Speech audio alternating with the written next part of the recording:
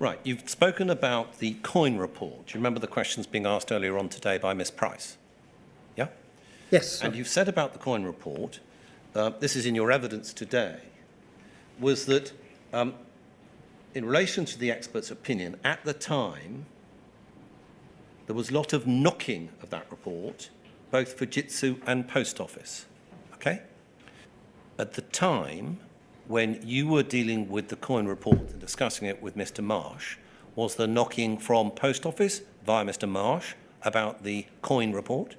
There was a background noise from my company, Post Office Limited, that was basically saying, this is not a good report. This is not a sound report. Who did that background noise come from?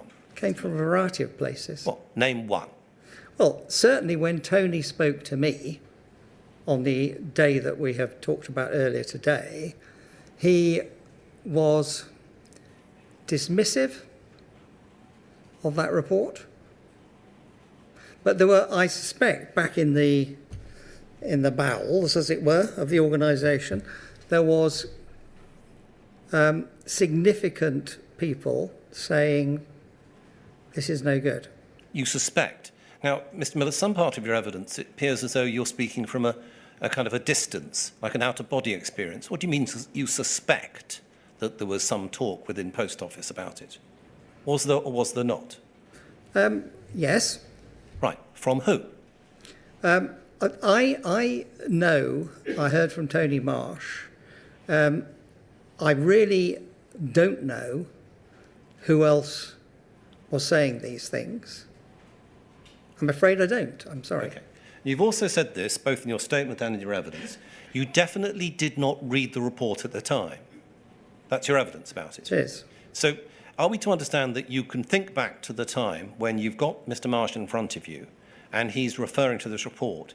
Are you saying that you can say in your own mind, from your recollection, no, thanks, Mr. Marsh, I won't read it.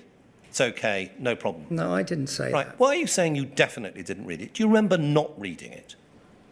When I read it, when it was made available to me for the second time via this inquiry, I had not read that. So Mr. Marsh comes to you with a report that he's knocking, that you're hearing something going on in the background about from the Post Office knocking this report, and you decide not to read it. Is that what you're saying, Mr. Miller? I didn't read it. I've made that very clear to this inquiry, that I didn't read it, and it's a matter of some regret to me. Right. Mr. Miller, one of two things arise out of that. You're either lying through your teeth or you're a complete incompetent. Which? I'm not lying through my teeth. Right, so incompetence.